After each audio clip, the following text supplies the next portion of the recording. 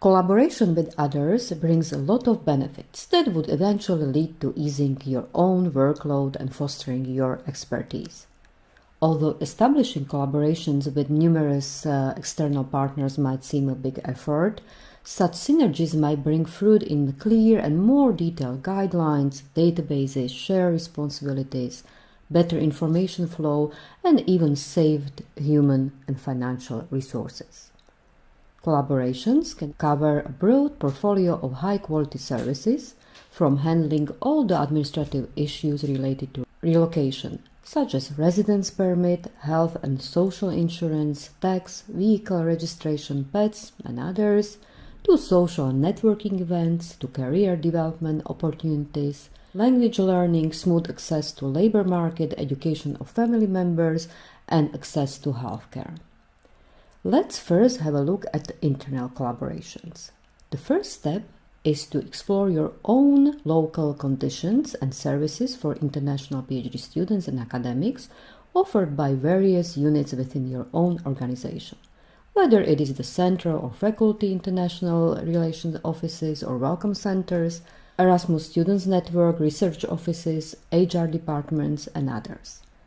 For effective collaboration, it is of course crucial to ensure that those internal actors have opportunities to exchange information either via regular meetings or regularly updated website information.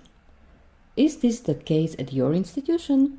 Now, let us have a closer look at your own situation and do a quick exercise. Take a minute and try to put yourself into a fictional incoming international academic or researcher's shoes. Let's say the third country postdoctoral researcher coming to your institution for a 2-year research stay with his spouse. Now, write down which departments and in what order such incoming international researcher needs to visit in order to settle comfortably in. For example, a welcome office or international relations office, a center or faculty level, HR department, research office, project management office, library, accommodation facility, and others. It can look like this.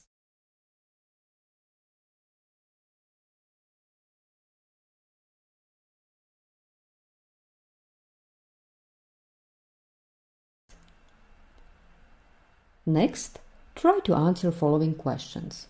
Is there any buddy service or guide assistance available for incoming academics at your institution? What internal actors or units do you actually collaborate with at the institutional level?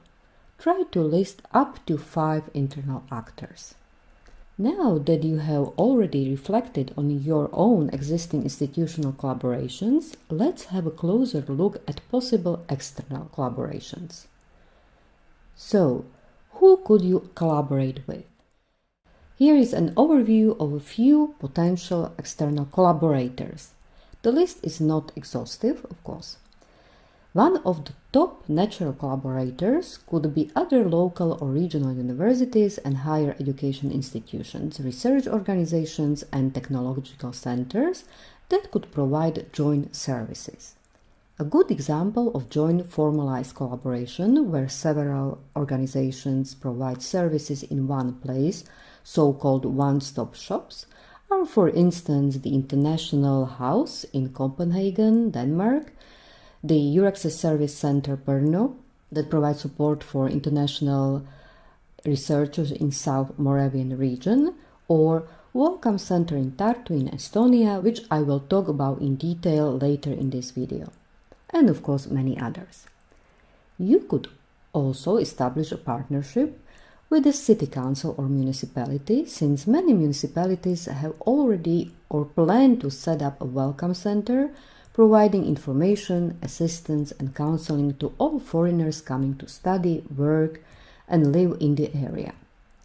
Apart from the guided city tours, negotiations and partnership with the municipality might help also secure some accommodation within the council housing. The municipality can be also involved in social networking events and provide the city or region promotion-related materials in English, for instance brochures, city local travel discount cards, a website with various cultural events held in the city or the region, and municipality can also provide premises for cultural events or talks where also international students, PhD students and academics could be invited and actively involved in the program. Other very important partners are local authorities, such as immigration office, tax authorities, state offices, embassies, consulate, vehicle registration authority, and others. We should not forget about local companies and local business associations or confederation of employers. Such collaboration can bring benefits in the form of creating or informing on career opportunities for international spouses or international PhD students themselves after completing their studies. One of the examples of very fruitful collaboration could be also a networking program matching PhD students and company employees, enabling PhD students to join site visits to the participating companies, get introduced to the companies, and have opportunities to network with companies. You can also collaborate with alumni, PhD, postdoc, and other scientific associations, student networks like Erasmus Student Network, ISIC. For instance, the local Erasmus Student Network, besides supporting international bachelor or master degree students, can provide a basis or inspiration for support also to incoming international PhD students and academics to adjust to the new environment and facilitate smooth social integration. And also other networks dealing with international mobility on local, national, European and international level, for instance, EURES or EEN. And also other private organizations like language schools, banks, further training institutions, for example, schools for continuing non-credit education, non-profit organizations, societies and associations, cultural centers, museums, leisure facilities, sports unions, expat center, local schools, and others. So, what are the top advantages of external partnerships? First, as we already mentioned before, collaboration can save resources, both financial and human, and it can be a very useful tool for problem solving. Especially small organizations and their academics may profit from such locally organized networks and events. Developing events at local level together with others may also help use resources more efficiently. Second, networking between two or several organizations and authorities on the local or regional level is important in order to become more aware of local practices, problems, and opportunities, and to harmonize national actions. It raises awareness and reaches political attention about issues which need to be changed in favor of internationals. And third, the number of internationals within a single organization is limited, but on a local or regional level, a critical mass for effective activities or body systems can be reached. A professional knowledge and information exchange outside your own organization will also boost your professional development and will lead to your professional growth and professional confidence when dealing with a complex agenda providing support to incoming international PhD students and academics. And it will also substantially foster a further development and professionalization of services offered at your own institution. And now, how to collaborate? Each partnership might have a different form. It could be formalized, typically based on agreements, contracts, and memoranda of understanding, project-based, established for a specific reason, or informal, built typically on personal contacts. These partnerships can have a long-term character, or they can be created ad hoc for a specific purpose. The best way to start is to explore already existing partnerships as well as other potential partner organizations and get in contact with their representatives. If you intend to establish more effective collaborations, especially those formalized, focus on introduction of goals, benefits for both parties, and possible impact of such collaboration. such as practical steps and activities of both sides, especially in case of cooperation with other higher education institutions and research organizations in the city or region, and try to define the set of jointly offered services. Both parties should agree on the framework, including funding of services by partners, time frame, operational rules, and details like information flow, responsibilities and cooperating units or departments on both sides, contact details, steps, and their timing. Once the collaboration is agreed upon, a special attention should be paid to the communication effort of joint visibility and way the activities will be communicated. For instance, a mailing list, social media, newsletter. Typically, different services or activities might require different channels. In case of collaboration with various national or local authorities, one of the top added values should be a creation of pool of experts in areas like immigration, health insurance, social security, taxation, the law of tenancy, labor law, family issues, and others. They may also be invited as guest speaker for your regular workshops, seminars, and webinars. This is a very effective way in building mutual trust and subsequent effective cooperation. And last, the updated services based on collaborations should be incorporated into the daily routine of respective departments and units. In case of a need, specific internal procedure and guidelines how to collaborate with different stakeholders should be defined. For what purposes, when, how, and by whom.